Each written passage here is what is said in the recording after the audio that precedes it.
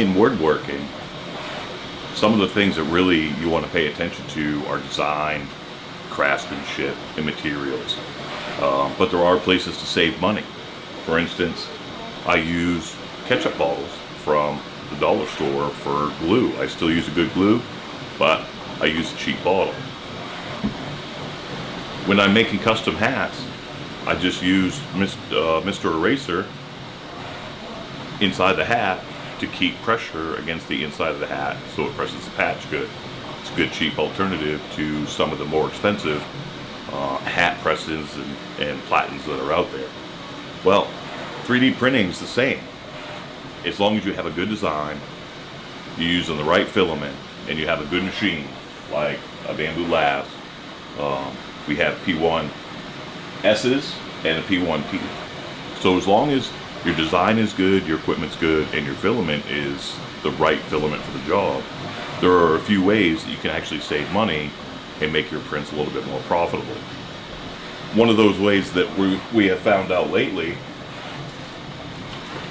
is I have a huge order for these little dumpsters. The only color that we could find that was right for the customer was in PETG high flow from Bambu-Lab. Now, that's great because I wanted to get into printing PETG anyway, and this was a good opportunity to do that. Unfortunately, it's at a very large scale. It's going to be about 6 rolls worth of PETG. And the problem with PETG, anybody that's printed that knows that it has to be dry. Has to be dry. There's no ifs, ands, or buts about it. The little desiccant that you have in your AMS is not going to be enough to dry the PETG.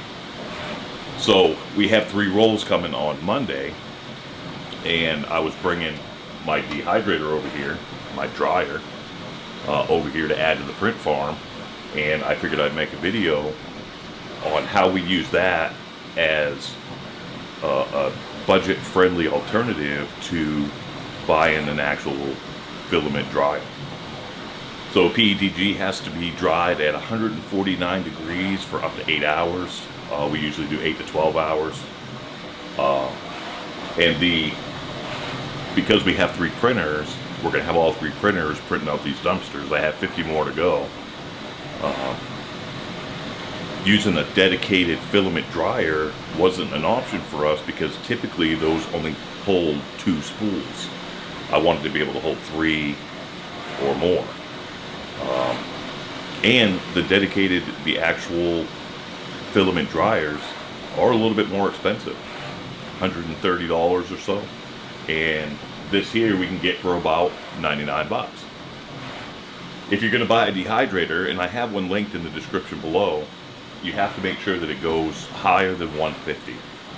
Different filaments require different temperatures in order to dry them. So this dryer here will easily hold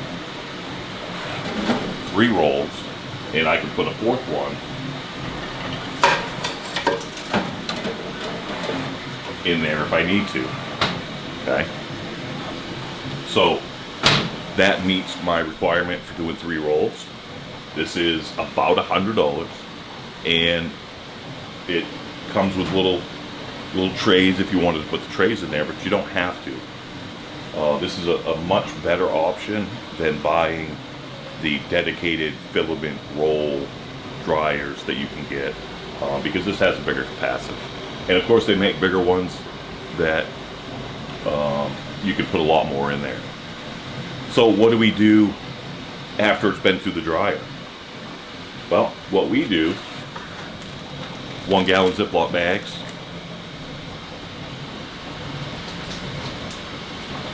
and desiccant pouches.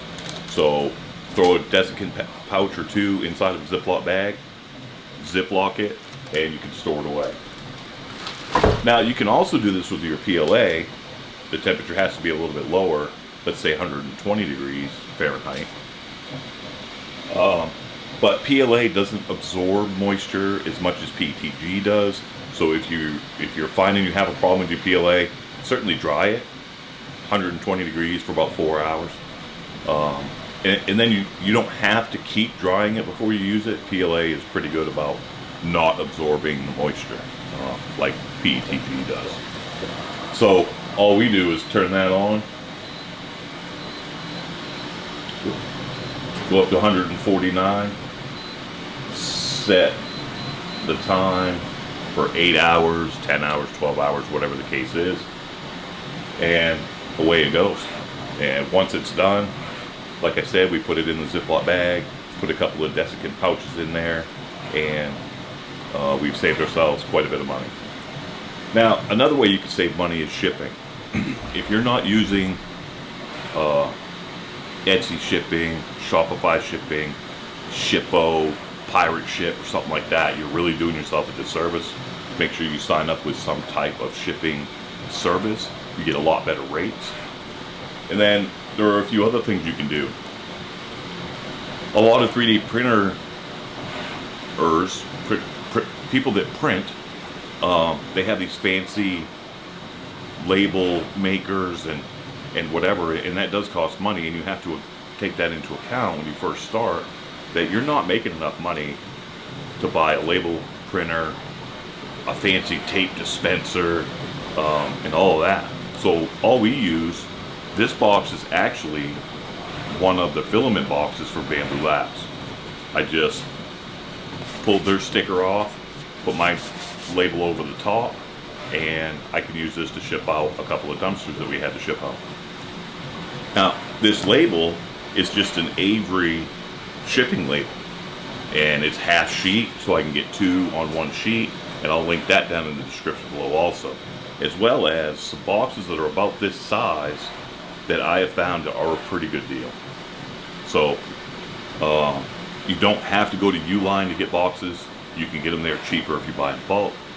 But if you just go to Amazon, find what you need, order up 20 or so, and you're going to get a better deal per piece. One of the other things that we like to use is cushion lock. This is a paper padding, I guess. So you're not using bubble wrap.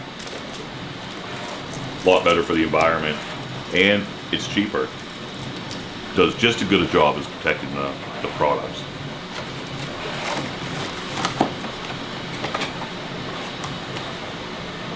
And that's it. I figured we were printing off some home decor stuff, so I figured I'd make a really quick video on how we dry our PETG. I'm gonna have to go through this next on Monday, get that dried up so that I can get the rest of my dumpsters printed for that big order that I have, and hopefully get those shipped out before Christmas. Dehydrator's linked in the description below. Desiccant bags in the description below.